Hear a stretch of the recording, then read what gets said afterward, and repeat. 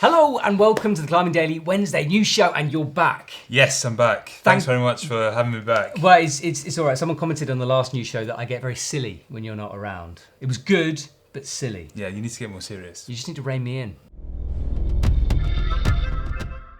So news has been coming through this week about climbers missing in the Indian Himalaya. 8 people were reported to be missing on the 7,816 metre peak Nada Devlin in India. Multiple avalanches have swept the mountain and helicopters were called in to search for the missing climbers. The BBC is now reporting that 5 bodies have been spotted and attempts are being made to recover them. 4 Britons, 2 Americans and an Australian climber are amongst the group, and included within that is British mountain guide Martin Moran, who ran expeditions in the Indian Himalaya. So it seems like bad news keeps coming out of the Himalaya this season. It's been rough in Nepal, it's now been rough in India, and Martin Moran is a climber who you hear so much about within the climbing community.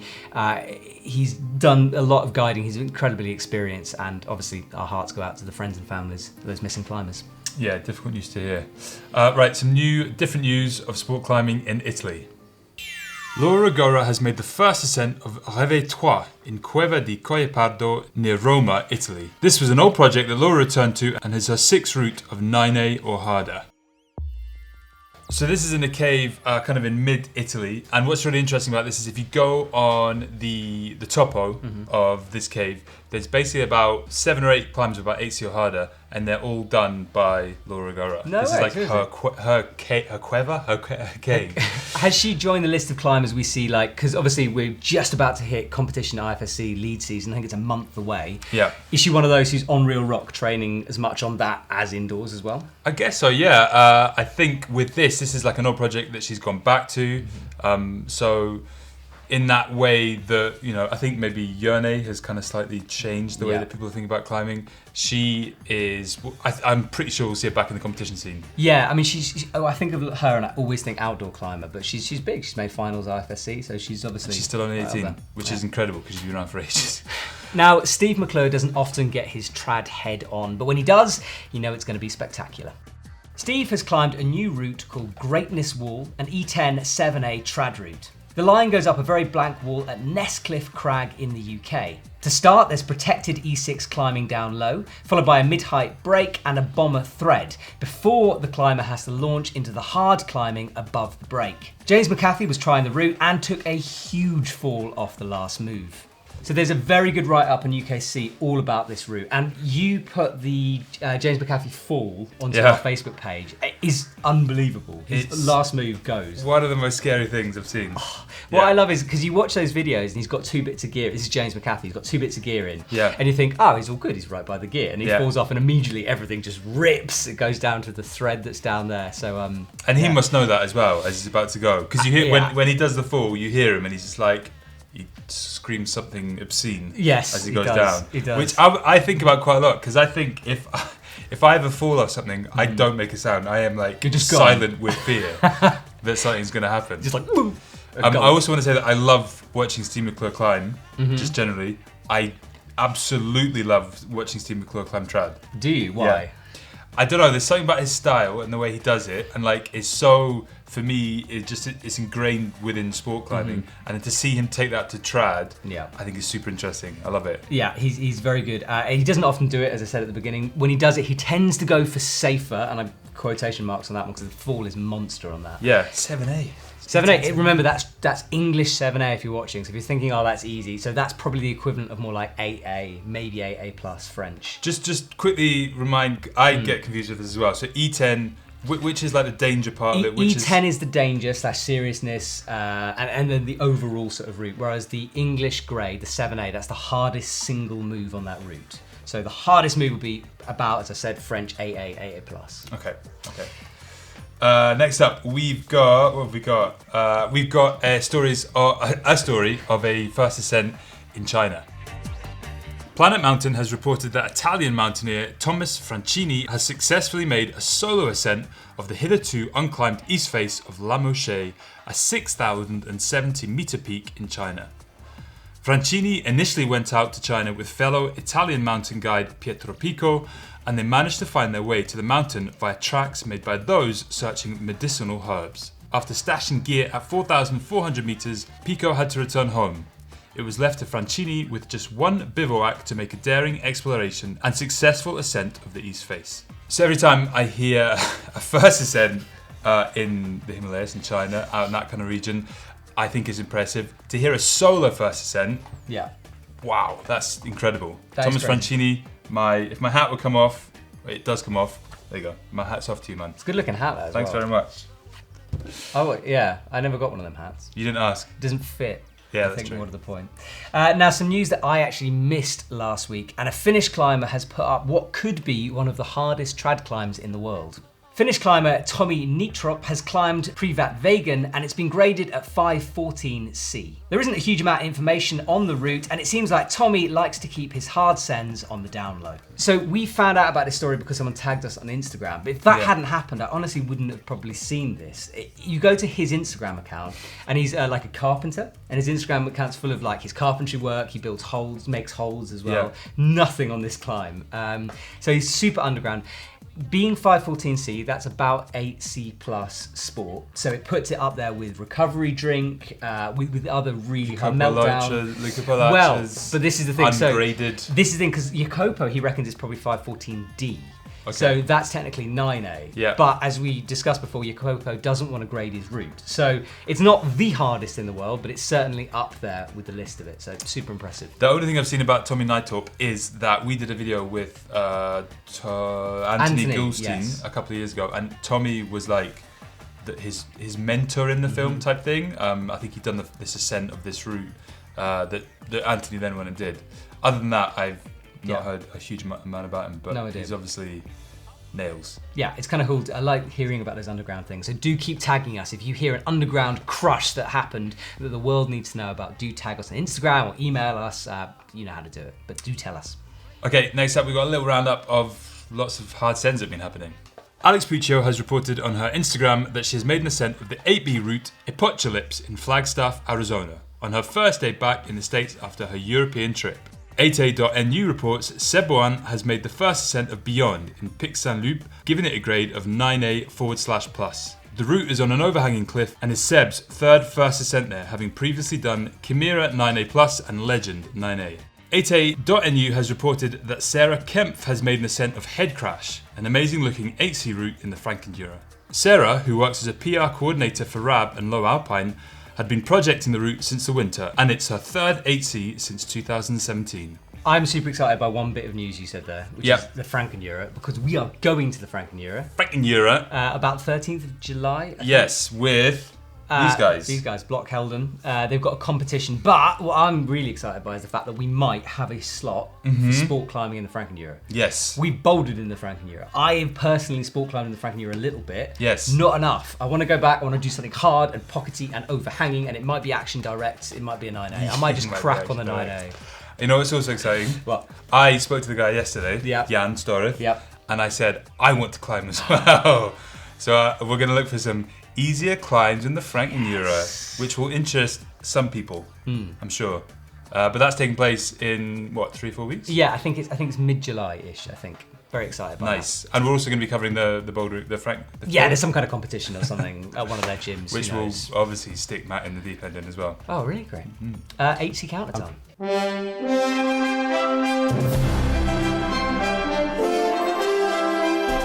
So I've noticed that you keep calling it the 8C counter. Is that a slip of the tongue? Are you? I think what's happened is, you know how much I hate the 8C counter. I think the hate is starting to become love. You know, there's a fine line between hate and love. Are you? The longer it gets, the more you're loving it, basically. Wouldn't go that far. Maybe it's just in my head with a name. Okay. Now, last week I put a debate to you guys. Matt Foltz climbed this boulder/sport climbing route. So it was a boulder, then he clipped in and finished like 4 draws up this route. Yeah. There was confusion about whether it should be on the 8C counter because it's sort of a boulder or not. Now, we put it to the vote. 10 people said yes, 6 people said no. Wow. But I slightly screwed up because I said in my little piece that it was an 8C boulder, right? And that's kind of the whole thing. So that's including the rope section. So just the roof isn't an 8C boulder by itself. I see. So I think I slightly misled people, but I think it's cool. I think we should put it on. Yeah. Let's do it? Let's do it. All right, mate. Maddie, Matt, where is he? Matt gets another one. Congratulations, Matt. And then I've got a second one, which is Guim. Oh, I can never say his name. I don't say say his name. Say it, yeah. Giuliano Cameroni. That. Giuliano has climbed Topaz, which is an 8C in Wild Basin.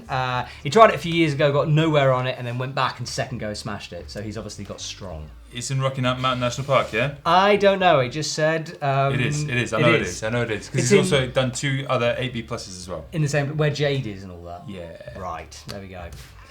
Okay, and then the other person who has done an 8C is, come on, Christoph Rauch, who has climbed the 35 move monster that is La Grosse Tarlouse in Magic Wood, Switzerland. Well done, Christoph. Christoph, I've just had enough trouble for... Oh, there he is. Christoph has got 4 now. 4. Slowly accumulating some 8Cs there. Any 9Bs, because that's the important thing. No, the last one I heard about was Jorge Diaz Rulo, but who has since done a couple of 9As as well, so good work, Jorge. No, who cares? If it's not an 9B climbers of the world, then we don't care.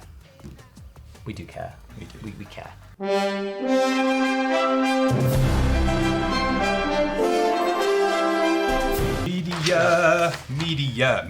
Media.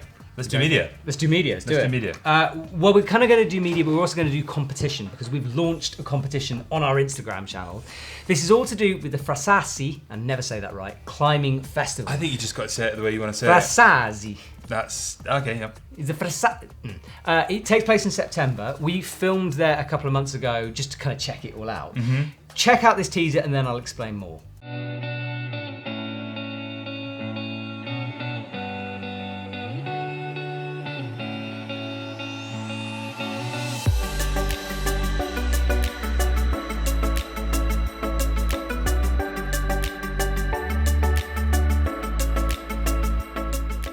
Hi, I'm Federica Mingolla. You can have the chance to hang out with me and the EpicTV team in Frasassi Climbing Festival.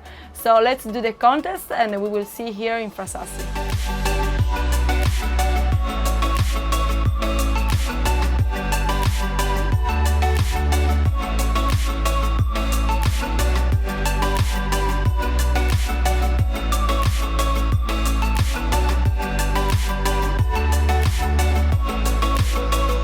You've just got to check out the scenery around here.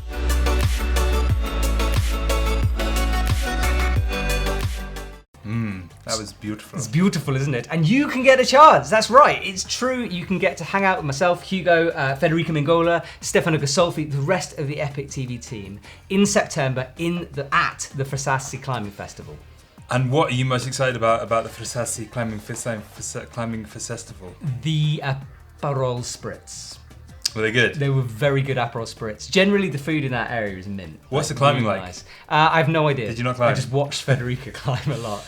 But if you want all expenses, well, not all expenses, an expenses paid trip to come climb, hang out with that festival, hang out with us, go to the Epic TV Climbing Instagram, follow the instructions on that post, and you could win.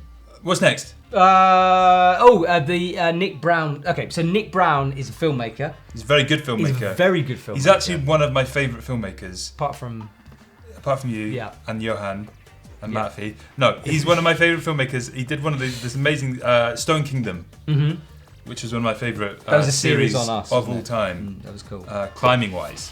Well, he's stepped away from that into this documentary. So it's called, I've forgotten it, Statement of Youth, which is an hour-long documentary. We sat down with him in the Lake District just to talk about the film.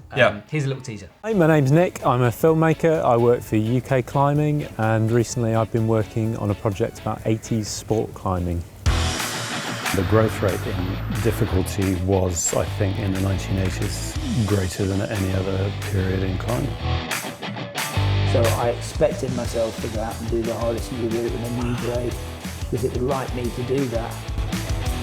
The people, the scene, the sheer amount of new rock and improvements in equipment and training. So the first time I came up with the concept of the film Statement of Youth was quite a few years ago now. I'd read all sort of Jerry Moffat and Ben Moon's books and thought there's a film there somewhere, but it was a while before I pinned down the concept, and really 2 years ago I started the film in earnest, so I started interviewing people. He's a very nice man. He is very nice, and that was Tuesday's show. Tuesday's show. So go and check that out, link in the description. Also check out the full film, it is excellent. It's very good. Really enjoyed it.